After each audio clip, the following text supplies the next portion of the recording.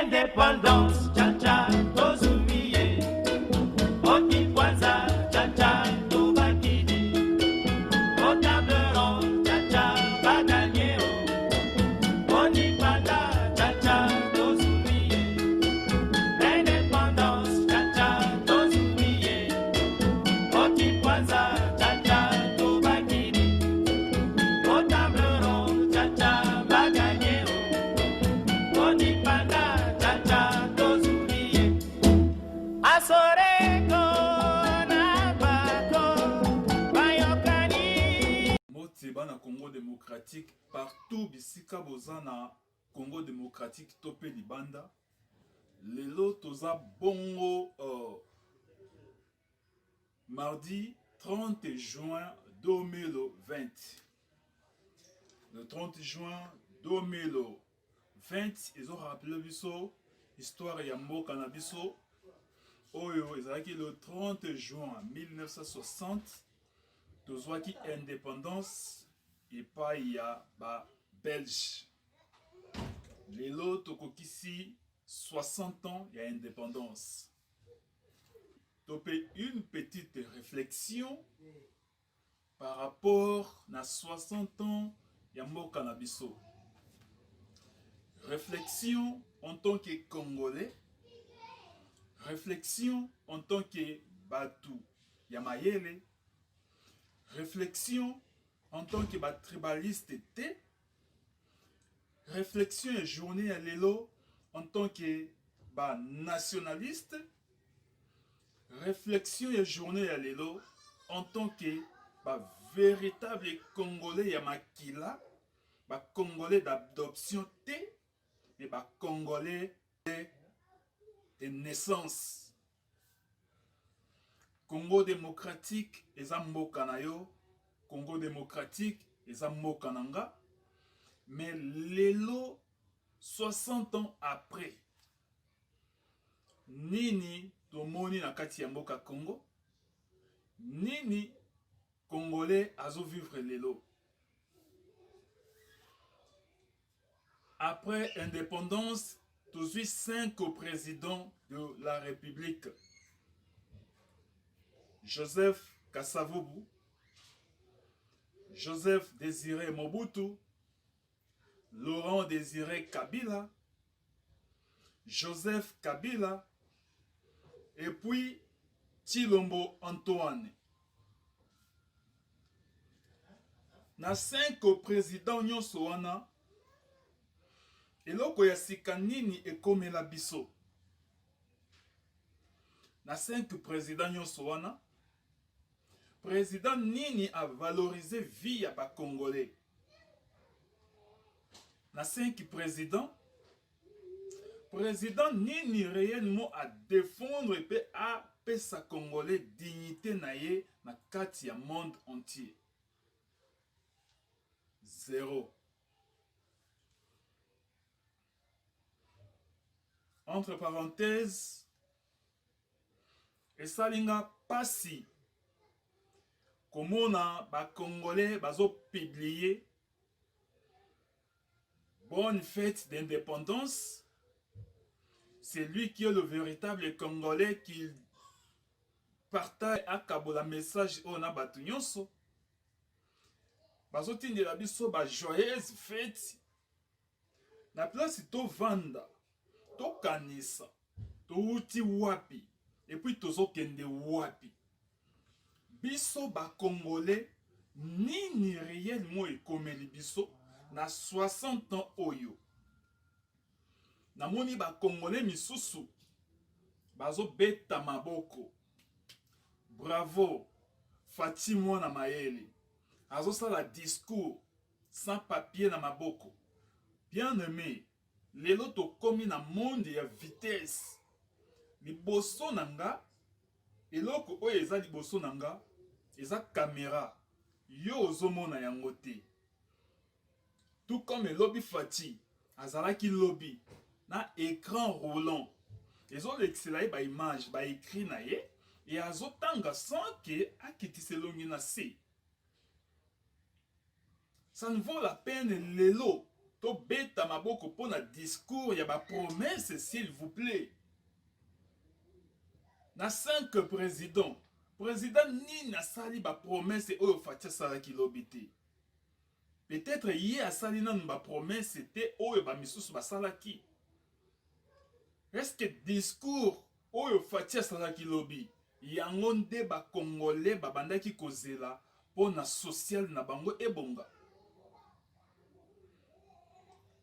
Na 5 président nyonso ya Congo, est-ce que un président moko oyo asala discours koleka discours ya Mobutu ya 1974 na Nations Unies, discours oyo e déstabilisant mindele, discours oyo e kitisa dignité ya mindele na kati ya mboka na bango, ezalaki meilleur discours du siècle, discours oyo e déclenchant même indépendance ya ba voisin na biso Angola, discours oyo Mobutu akendeki a menacé Portugal jusqu'à ce que Portugal ba relâcher Angola suite indépendance na yango, discours oyo epesaki Botswana efe na yango, lelo Botswana oyo Mobutu akendeki ko défendre eleki RDC na valeur, Botswana lelo eza na économie ya makasi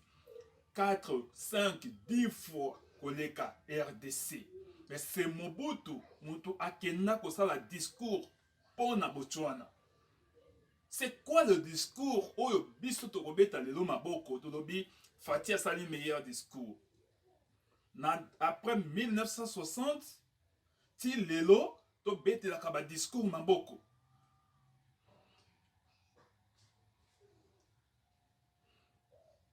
C'est inconcevable que la ba congolais ba vandi et bazo sepela na discours mutu asali bien sali discours ya bien. Ba congolais to yeki po anto c'est un discours te.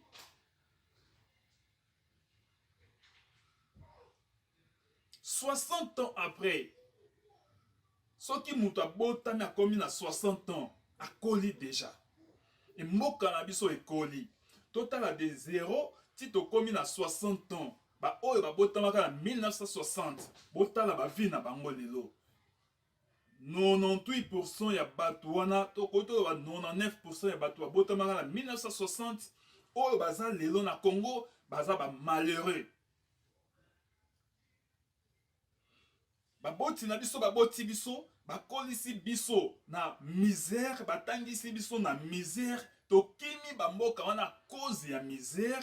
Mais lelo biso ba jeune oyo tozana na makasi pona kotelema toloba non tokoki jamais to egemboka oyo epa ya bana na biso na condition oyo mais tozo continuer koloba discours ya lobi ezalaki suka.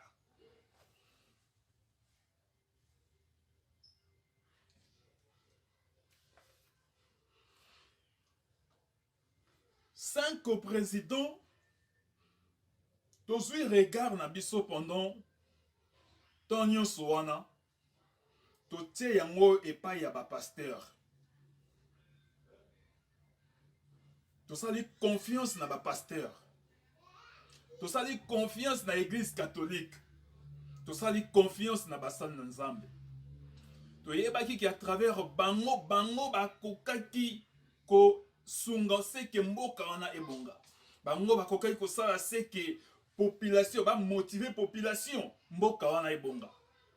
Mais Tomi Kosaki basali na Nzambe babandaki kolia, babandaki kobongisa ba famille na bango, ba vie na bango, kotinda bana na bango na poto, kotinda oya bango na bamboka mipaya, bakende kotanga pona baya ko régner likolo na biso.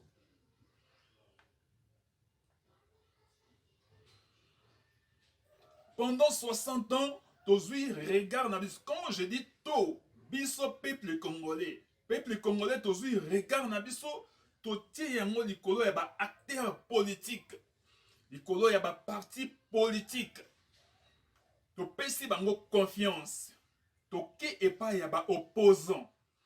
Nyonso oyo azalaki opposant, peuple azalaki na sima na ye, peuple azalaki ye confiance.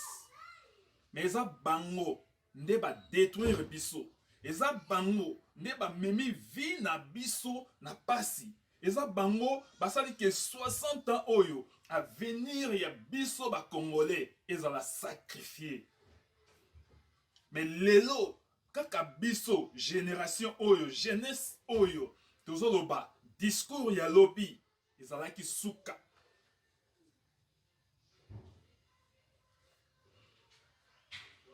La République démocratique du Congo, kobanda avant indépendance, tito koma lelo, et sali 5 élections. Na 5 élections, on a peuple congolais atikala ko voter mutu moko te. Et puis mutu wana akota na pouvoir. Élection ya Kasavubu na Lumumba ezalaki na parlement. Enfin, babimisi mutu na bango, Emery Patrice Lumumba, yo kende, premier ministre, Kasavubu kende, au président de la République. Mais le peuple congolais a voté quitter. Na époque wana, peuple azalaki nil.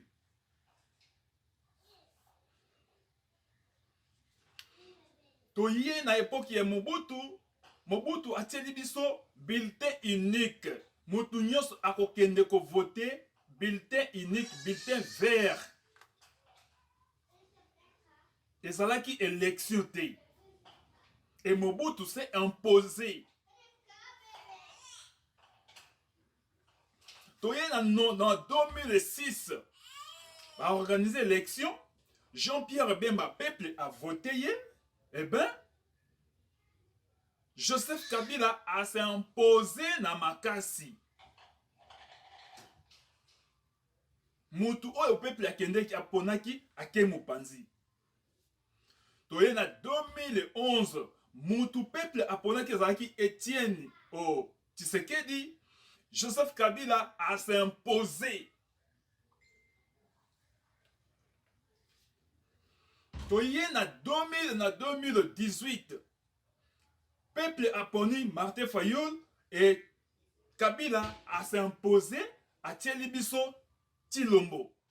C'est-à-dire quoi? Jusqu'aujourd'hui, 5 élections, peuple aponana no mutu na ete, conséquence yango wana bozomona ke batu nyonso oyo bazokota sans volonté ya peuple, bazosala misala contre volonté ya peuple, bazosala misala oyo ezosepelisa bango, bazosala misala oyo eza na compte rondi na peuple te, bazosala misala oyo etali biso te, bazosala misala bayebi ke bako rendre compte na mutu moko te. Mais il est temps, peuple congolais, to sangana. Toyebi ke mukolo oyo mutu peuple akopona akobima, makambo oyo ekosila.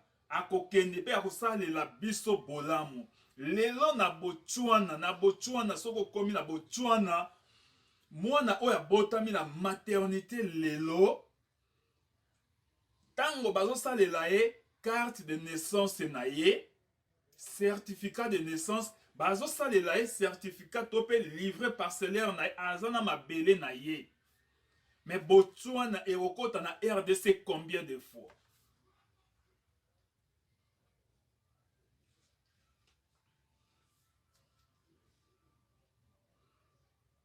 Enfin, tokoma ba fanatique ya ba parti politique.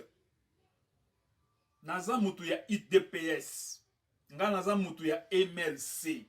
Nga naza mutu ya MLIS. Nga naza mutu ya Kingani.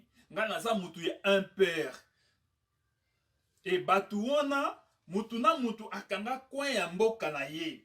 Oyo Moïse Katumbi akanga Katanga, Bemba akanga Kinshasa na Équateur, oyo mususu akanga de Kasai, mususu wana akanga Bakivu. C'est ça qu'on appelle aussi kokabola mboka. C'est ça qu'on appelle la balkanisation d'un pays. C'est une autre façon de balkaniser le pays. Cette façon ya kokabola, tribalisme wana, façon wana ya mutu na mutu akeni na coin na ye. Mutu moko ta se sentir congolais, c'est-à-dire azo sillonner Congo mobimba. Un politicien moko te azo convaincre ba Congolais nyonso azokende na kwa ya mboka donc ye na tribu na ye. C'est une façon aussi de balkaniser le pays avant que to tala miso na biso epai ya bapaya oyo bazoluka ba balkaniser mboka na biso d'abord. Moi, je pensais que si ceux qui ont qui politiciens à solo, il fallait d'abord convaincre la République Mobimba et Komaya yo. Basa simana yo. Tokokite to salaka ba élection ya tour moko non. La République démocratique du Congo a plus de 100 millions d'habitants. Et lorsqu'on a plus de 100 millions d'habitants, lorsqu'on a le 100% de 100 millions d'habitants, une élection a bimi à 38%, Bolobi a gagné l'élection. Alors les 62% de la population ba ke wapi. Balingi était mais besoin de zéro. Et il faut que cette élection a 2 tours. Topé sa chance na peuple congolais. Et toye ba ke mutu oyo nde peuple elingi. Abimana plus de 50% wana toye ba ke aza mutu oyo peuple a pesi chance.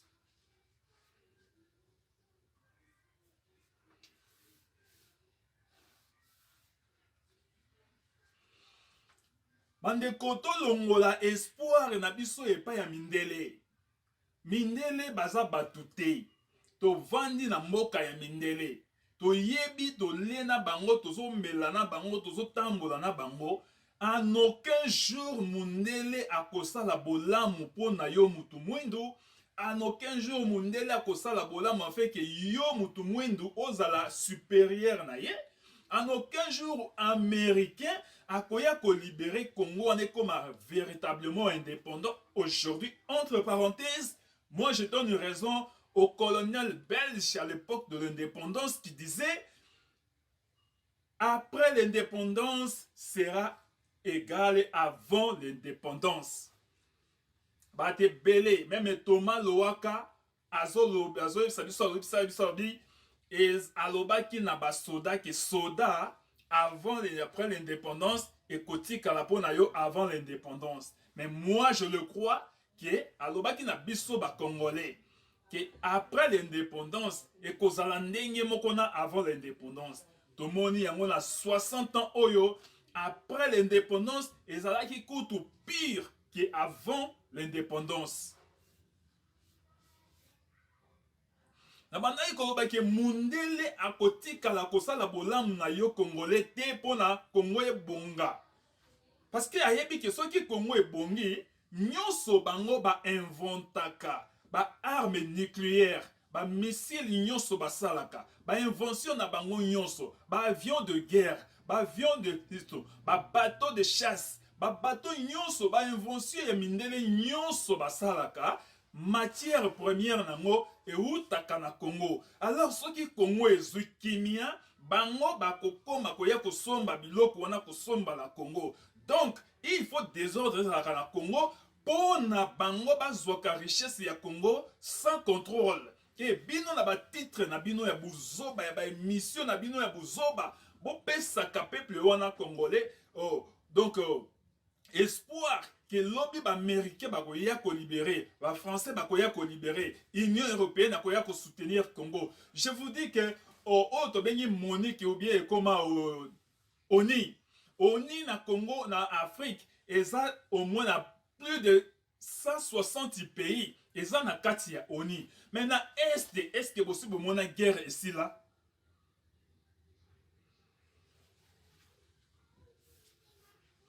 Tozu espoir na biso to pesi na Nations Unies, to pesi na États-Unis. To yebisi bango to lobi États-Unis akoya kosunga fati. Mindele oyo batelemela ki Chilombo, ba o bazaki ba ennemi na ya Chilombo ezaki ba Belge. Ba Belge ba bimisi identité ya Chilombo. Chilombo atangake, Chilombo sala boye bazaki contre ye. Mais Chilombo tango ba proclamer ye lelo eza na ba occidentaux oyo baza en bonne relation plus que ba Belge c'était. Tango bozo kende na biso bolobi ba Belge, ba Français, Union européenne, États-Unis, balingi bakanga nani balingi bakanga Joseph Kabila, mais tozo kende vers 2023. Soki lobi Joseph Kabila zongi na pouvoir et que apesi bango oya bango par pour na 5 ans na ye bako soutenir ye. Je voulais dire dans ça que il est temps to longola Joseph Kabila na mboka wana. Il est temps que to voutre Joseph Kabila dehors. Il est temps que to kangaye to tchaye na prison. Mais je ne comprends pas pourquoi la manifestation est bandit et le président en fonction a péqué ces manifestations.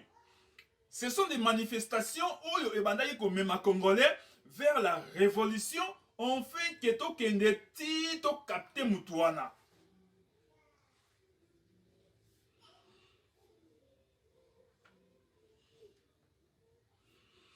Peuple congolais to telema to bima na ba église wana oyo ba pasteur bazote ya biso ke Dieu va faire, Dieu va faire. Non, à l'époque même l'Ancien Testament Nzamba bandaye kotinda David na équipe na ya lobi bo kende bo bunda po na mboka na bino Israël et je serai pour vous, vous allez vaincre. David a telemaki ya bundaki ba Salomo ba bundaki donc au moins ba roi nyonso oyo ba salelaki Nzambe na mutema moko ba kendeki ba guerre et ba bundaki ba longaki.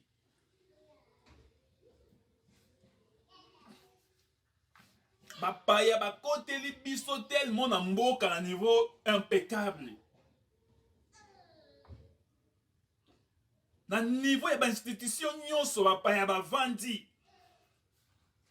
Bapaya baye bana mboka bakomote ka mai, malala, manga, mais bapaya bazwi misala na biso. Ba bomeli biso ba entreprise na biso nyonso, ba société nyonso ya minene o etikalaki na ba 2000 na ba 1997 eza lisusu te elimwe. Mwana oya botami lelo tunaye société telle que Jekamine. C'est quoi Jekamine? Toza juste plus de 100 millions de Congolais. Mais les Congolais, ils ont la capacité. Sauf si tu as un président vraiment biso moko to voter na fonction, tu as la capacité ya ko vivre mieux. Les Congolais moko azo quand même $1000 par jour.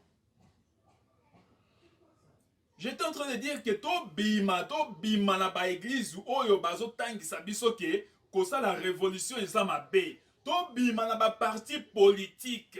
To tika ba politicien wana bango moko. Lelo ba bemba ba MLC wana bazana batu na bango na ba député na bango ba sénateur na bango na parlement.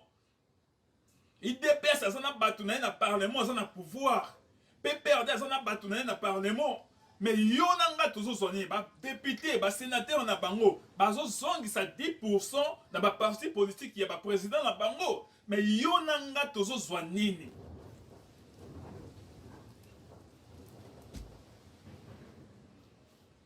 « 60 ans après, au Tangité, 60 ans après, aux à avenir mon côté, 60 ans après, au Tanga na pasi, maman na bino tangisa on a pasi, papa na bino tangisa on a pasi, diplôme ba tangisa yo na pasi, et bon maman na se ya mal, ban poukou d'abord na ban pese, ba koma ko liya yango. Mais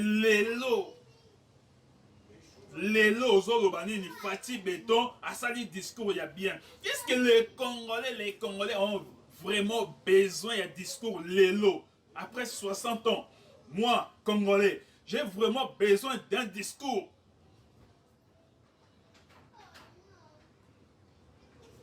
Le meilleur discours, peut-être un gars qui a été zala, Tilomboa Lobake, Lobi Nazo Kanga Kabila, Nazo Tchaïna Makala.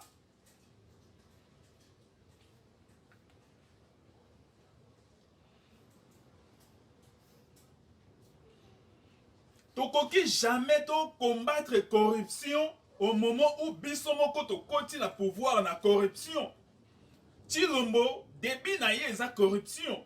Comment est-ce que fait na ye ekosi sa corruption? Yé moko a koti bokonzi na corruption. Ba voté yete.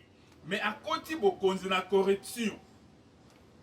Mais a yé pour na combattre corruption. Est-ce qu'ils ont un sens?